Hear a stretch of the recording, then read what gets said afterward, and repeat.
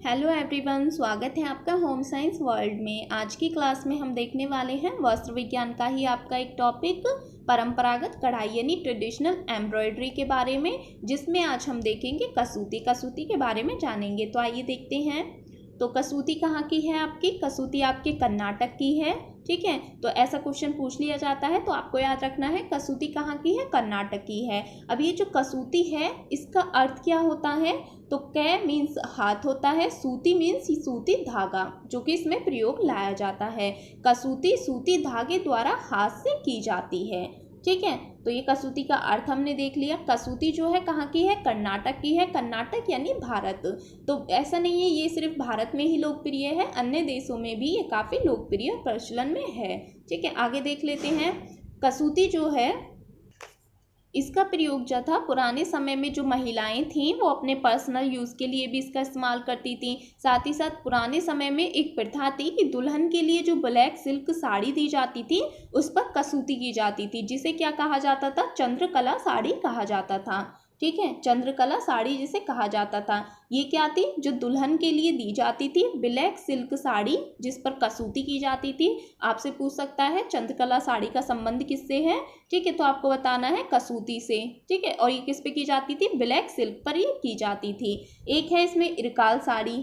ठीक है, तो इसका भी प्राचीन समय में इसका भी प्रयोग किया जाता था, इरकाल साड़ी का।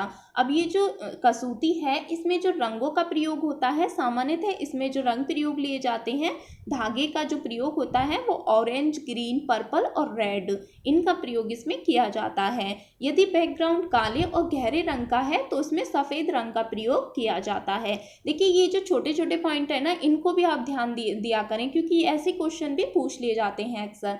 आगे चलते हैं। रूपांकन यानी मोटिव्स इसमें कौन कौन से यूज किए जाते हैं? सामान्यतः जो मोटिव्स देखे जाते हैं उनमें आप हिंदू प्रभाव देखेंगे। ठीक है, मुस्लिम प्रभाव इसमें पूरी तरीके से अनुपस्थित प्रतीत होते हैं। अब ये जो कसूती कढ़ाई है इसमें जो भी इस्तेमाल रूपांकन है वो पौराणिक और वास्तुकला से लेकर सुंदर वनस्पति, जीव जंतु, इन ये सभी इसमें होते हैं। कसूती में इस्तेमाल किए गए रूपांकन में मंदिर की वास्तुकला, दक्षिण भारत के गोपुरम, रथ और पालकी, तोता मोर जैसे पक्षी रूपांकन भी इसमें शामिल होते हैं। अभी जो आपका यूजीसी नेट का एग्जाम हुआ था उसमें एक क्वेश्चन पूछा गया था, एग्जैक्ट तो मुझे याद नहीं है वो क्वेश्चन, लेकिन उसमें था कि कसूती कर्नाटक कुछ ऐसे था और गोपुरम उसमें दिया हुआ था। ठीक है, तो ऐसे ये जो पॉइंट्स हैं इन पर भी आप ध्यान दिया करें कि कौन सी कढ़ाई में जो भी मोटिव्स हैं वो कौन से यूज किए जाते हैं। तो यदि आपसे पूछ ले गोपुरम का संबंध किससे है तो आपको क्या बताना है? कसूती कर्नाटक से। और या फिर आपसे पूछ ले कि मंदिर की वास्तुकला, ये सभी रूपांकन जो है किससे संबंधित है तो आपको क्या बताना है? कसूती से संबंधित है। अब ये जो कसूती है इसमें पशु रूपांकन भी इस्तेमाल किया गया है, जिसमें बैल, नंदी, हाथी, इन सभी का प्रयोग इसमें किया गया है। और पुष्प रूपांकन की यदि हम बात करें, जो भी मोटिव्स हैं जो उसमें फ्लावर्स यूज किए जाते हैं, कमल जो है सबसे आम है यानी लोटस, और अन्य चमेली, गेंदा, इन सभी का प्रयोग कसूती में किया जाता है। तो मोटिव्स हमने देख लिए, आगे चलते हैं। यहाँ पर आप देखिए इस तरीके के होते हैं एलिफेंट, ठीक है, ये पीकॉक है, और इस तरीके के मोटिव्स आपको देखने के लिए मिलेंगे कसूती में। ठीक है, आगे चलते हैं। ये यहाँ पर आप देखिए इस टाइप के होते हैं।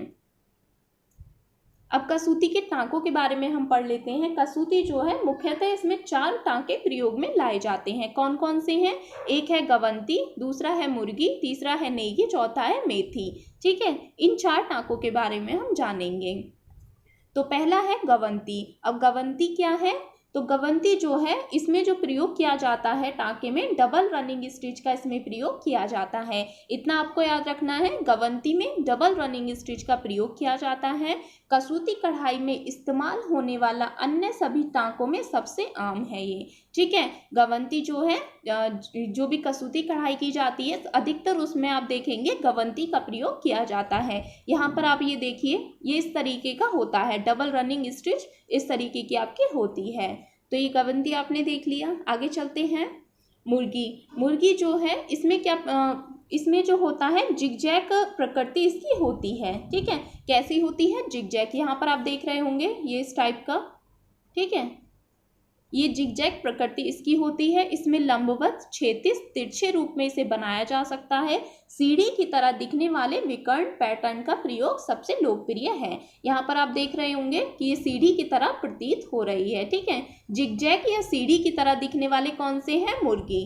तो आपको बताना है सीढ़ी या फिर जिगजैग की तरह जो प्रकृति होती है वो किसकी होती है? मुर्गी टांके की होती है। आगे चलते हैं, नेकी के बारे में देख लेते हैं। नेकी जिसका अर्थ होता है बुनाई। अब नेकी जो है इस पैटर्न को बनाने के लिए रनिंग स्टिच लिख लीजिएगा आप यहाँ पर। ठीक, इसको काट दीजिएगा।